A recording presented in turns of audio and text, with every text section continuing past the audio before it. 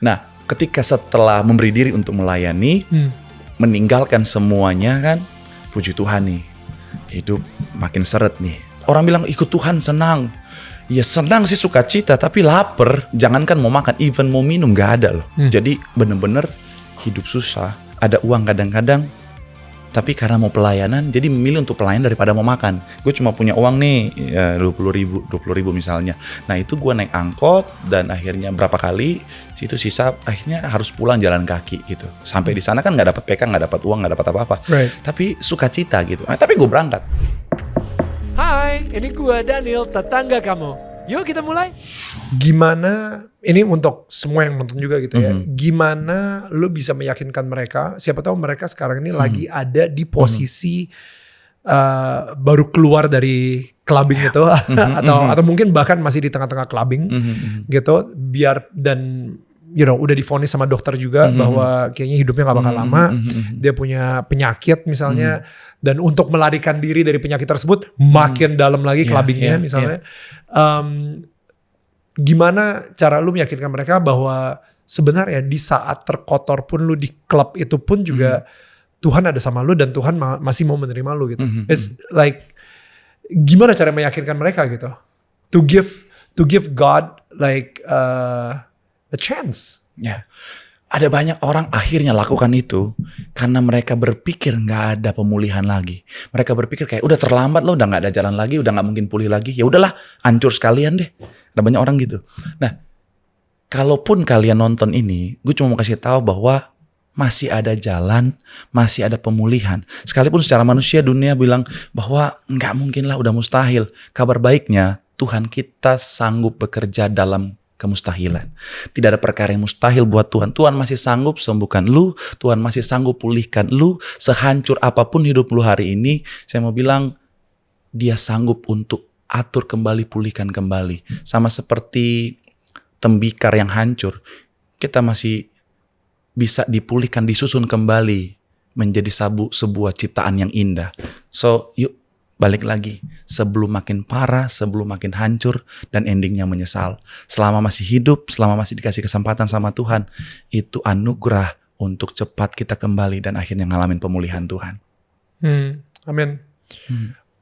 Dan untuk lu sendiri personally, ketika lu divonis sama dokter, itu pertanyaan gue sih, kenapa lu gak malah melarikan diri dari si vonis tersebut, malah clubbing lebih parah lagi misalnya, tapi malah lu mencari Tuhan gitu.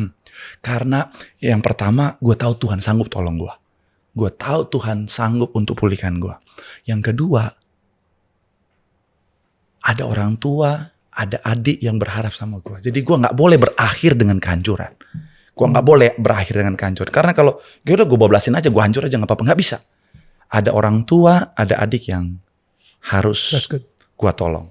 Jadi akhirnya gue berharap sama Tuhan, dan akhirnya gue lakukan apa yang menjadi bagian gue. That's good. Lu anak pertama ya berarti? Anak pertama. Sebenarnya anak kedua, tapi Cici meninggal waktu masih kecil, jadi gue naik pangkat jadi anak pertama. Dan ketika lu dibaptis, itu what happened? Tiba-tiba sembuh lah, dan habis itu what happened? Yang pasti gue sangat ketakutan. Dalam kolam baptisan itu, di kolam baptisan itu, ya gembala sidang dan pendeta yang mendampinginya bilang, ya yuk pelayanan ya, dibilang seperti itu. Tapi gue gak tahu pelayanan mau apain kan. Akhirnya ada ternyata orang yang kenal, dia sempat ikut juga Abang None versi Manado, dan dia kenal dan dia ajak, ayo pelayanan di cabang kita aja. Akhirnya udah, itulah yang akhirnya memulai, menjadi awal mula untuk pelayanan. Tapi gak tahu, mujizat atau tidak itu belum tahu. Nanti setelah panjang itu, baru akhirnya memberanikan diri untuk general check up, dan puji Tuhan, mujizat Tuhan luar biasa. Kapan akhirnya lu check up? Setelah cukup lama, itu 2010-2011 baru akhirnya. Lu berani check up? Gue berani check up. Gila, 3 tahun ya? 3 tahun. Itu jujur ya, udah melayani, tapi tetap dalam ketakutan. Karena belum tahu nih udah sembuh atau belum nih, udah sehat atau belum nih. Jadi ketakutan terus. Udah melayani, ada saat dimana takut lagi. Ada saat dimana Tuhan masih mau panjang gak hidup ya. Tapi akhirnya gue selalu pikir begini, gak apa-apa deh. Bukan soal berapa panjang gue hidup, tetapi seberapa gue bisa bermanfaat buat orang lain di sisa hidup gue. Ya, jadi akhirnya itu tadi. Akhirnya gue manfaatin setiap hari itu untuk sebaik mungkin. Makanya gue suka kalimat yang bilang begini, hiduplah seperti kau akan mati besok, tapi bekerjalah seperti kau akan hidup untuk selamanya. Why lu mikir bekerja seperti lu akan hidup selamanya? Jadi punya semangat terus gitu untuk masa depan, punya semangat. Ketika kita bekerja kita punya semangat karena kita akan bekerja untuk masa depan kita. Kita mempersiapkan masa depan kita yang masih panjang itu. Kemudian kita memanage keuangan, memanage berkat dan lain sebagainya. Oke. Tetapi itu tadi, hiduplah seperti mau meninggal besok, artinya manfaatkan setiap waktu yang ada dengan sebaik mungkin. Ya, oke, that makes sense now. Akhirnya ketika lu check up, what happened? Hasilnya gimana? Puji Tuhan, pemulihan Tuhan luar biasa. Ketika gue baca puji Tuhan, yang tadinya sudah drop sekali, pulih dan ya sampai hari ini. Bro, ini menurut gue iman sih, man. Oke. Ya. Tapi setelah 2009 lah itu ya, berarti dibaptis kayak 2009. 2008 akhir. 2008 akhir ya. Oke, berarti masuklah tahun 2009 gitu kan. Umur berapa tahun 2009 ya? Masih muda lah ya pokoknya. masih muda ya. Masih muda, masih belia lah ya. Masih muda belia. Iya. 2009 dan habis itu lu begitu masuk ke kehidupan baru lo itu, what did you do first? Apa yang lo lakuin? Melayani. Langsung pelayanan. Langsung pelayanan. Tiberias. Yes, betul. Dari awal langsung Tiberias dan meninggalkan semua kehidupan yang lama itu tadi. Bisa tuh, nggak pakai kayak nggak ada kayak gue pengen balik lagi kangen ya sekali-sekali gue pengen. Bisa. Makanya orang bilang, wah susah berhenti merokok. Nggak bisa. Hal yang paling kadang-kadang satu hal yang kayak addictive banget, bahwa nggak bisa nih, kalau berhenti dikit asem nih, waduh dan lain sebagainya. Saya nggak lagi mau berdebat tentang merokok boleh atau tidak ya, tapi yang penting adalah pada saat itu contoh sederhana bahwa hal yang paling addictive aja bisa gitu, yang penting kita mau. Wow. Jadi langsung tinggalin semuanya dan akhirnya sampai sekarang fine aja. Wow. Oke. Gimana ceritanya lu dari pelayanan sampai akhirnya lu jadi boyband? Oke. Nah, ketika setelah memberi diri untuk melayani, meninggalkan semuanya kan, puji Tuhan nih, hidup makin seret nih. Hancur. Tapi by the way, lu pas pelayanan yang lu lakuin tuh apa ya? Jadi usher kah? Jadi apa? Waktu itu awal mulanya community service. Community service itu salah satu bagian di Tiberias yang melayani anak-anak jalanan, pengemis, orang terlantar dan lain sebagainya. Oke. Itu yang awal mula. Jadi pelayanan di jalanan dan lain sebagainya. Nah, dan itu berlangsung lama sampai akhirnya bantu pelayanan jadi usher di salah satu cabang di daerah Glodok. Oke. So, hidup makin seret. Orang miskin bantu orang miskin. Betul. Bahkan mungkin penghasilan dia lebih banyak daripada saya. Betul. Iya, karena gue sampai ngalamin gitu, sampai mau makan nggak ada loh. Bahkan orang bilang ikut Tuhan senang. Ya senang sih, sukacita, tapi lapar. Ada saat dimana sampai jangankan mau makan, even mau minum nggak ada loh. Jadi benar-benar orang bilang tampang boyband Korea tapi minum air keran. Itu cacing masuk dalam perut, dia gak gincana anyong ngasio dalam perut, bayangin tuh. Itu ngalamin masa. Ya, ini cerita sedih loh. Kok Anda ketawa? Saya pikir orang baik loh. Saya seneng banget sama cacing-cacing anyong hasil. Enggak, karena menarik ya. Lu minumnya air keran Indonesia yang keluar cacing Korea gitu. Betul, karena dia sering nonton drakor soalnya. Ya itu tadi ya. Kan yang ngalamin masa-masa sukar juga. Udah pelayanan tapi masa sukar. Banyak orang yang ikut Yesus, mereka berharap hidupnya itu bakal baik. Dan baik dalam arti? Baik dalam arti diberkati. Diberkati dalam konteks? Berkat, ya kan? Dalam konteks? Ya itu, duit lah minimal. Oke, berkat materi ya? Ya, of course. Dan maksud gue kayak dapat job lah, atau karir naik lah, and everything. Ya, apa sih sebenarnya? Kalau misalnya menurut lu berarti apa arti kata berkat sendiri kalau misalnya bukan materi? Oke. Nah, bicara tentang berkat materi iya, berkat materi, tetapi bukan seluruhnya. Jadi bicara tentang berkat Tuhan yang besar, kalau saya bisa gambarkan sebagai sebuah bola yang besar, berkat materi ada, tetapi hanya sebagian kecil. Nah, kadang-kadang tapi saat itu setelah lu dibaptis lu masih belum ngalamin tuh si berkat materi tersebut. Berkat materi.